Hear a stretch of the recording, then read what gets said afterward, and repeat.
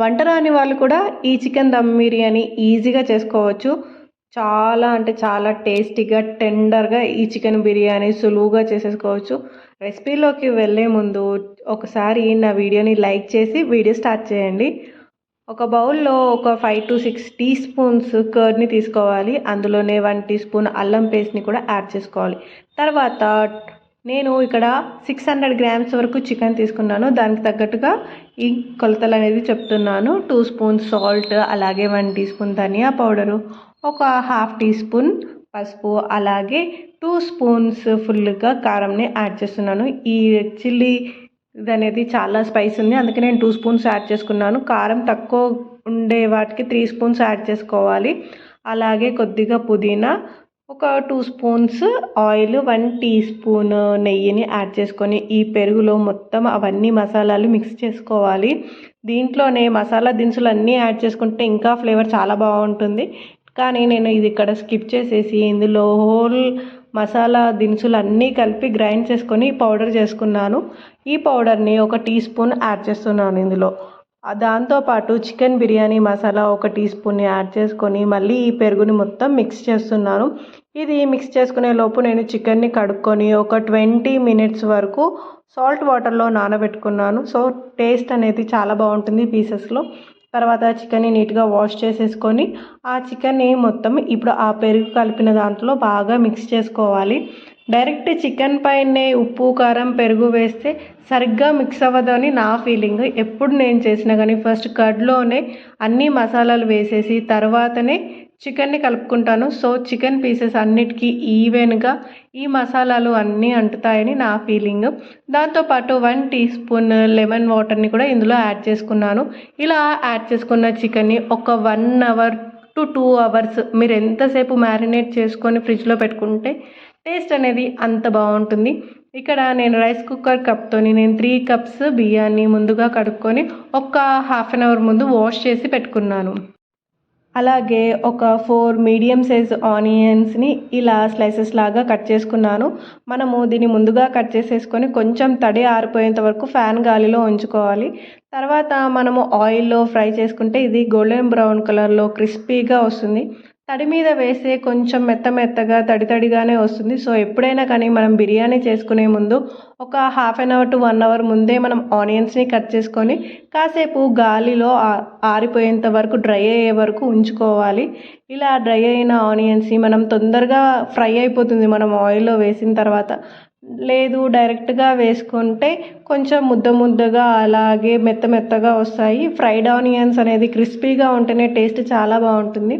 చూసారు కదా, నేను ఫ్రైడ్ ఆనియన్స్ చేసేసాను. తర్వాత అదే ఆయిల్లో మిర్చి అండ్ కొంచెం కరివేపాకుని యాడ్ చేసుకున్నాను. ఇక్కడ నేను మిర్చి 4 to 5 మిర్చీస్ని, స్పైసీగా ఉన్న మిర్చీస్ని యాడ్ చేసుకున్నాను.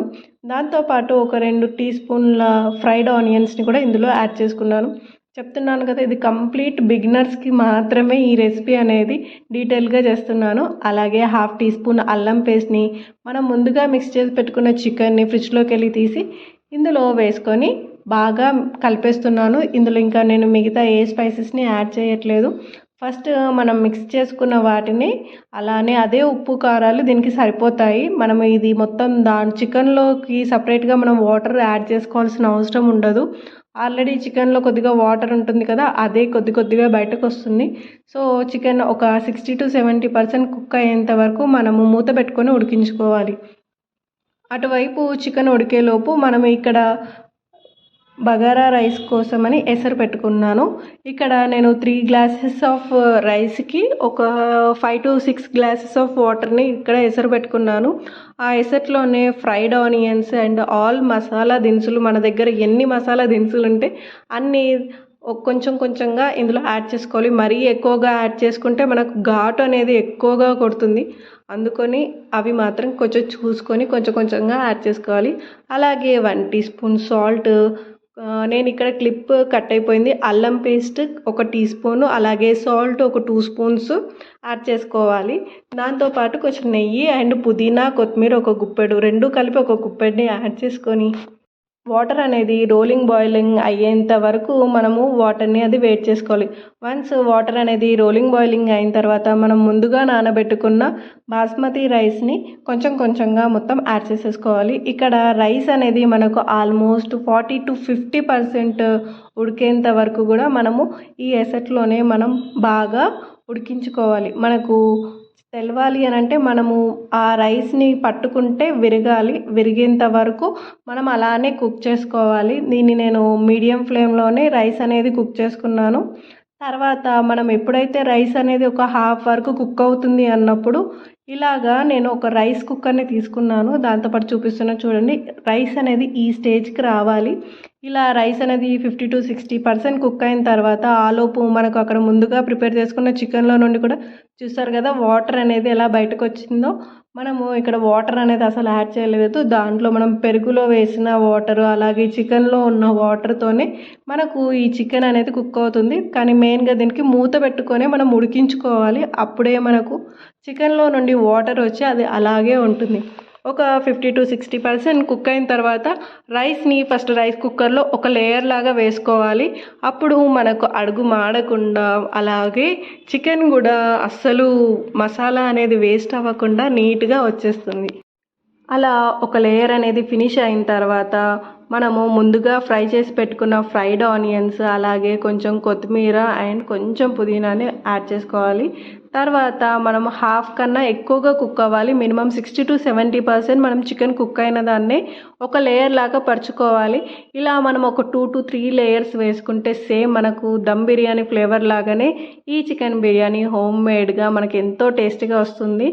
జస్ట్ బిగినర్స్ వంట రాని వాళ్ళు కూడా ఈ కొలతల్ని ఫాలో అయిపోతే మనకు చికెన్ బిర్యానీ ఎంతో టేస్ట్గా బయట తినేదానిలాగానే వస్తుంది.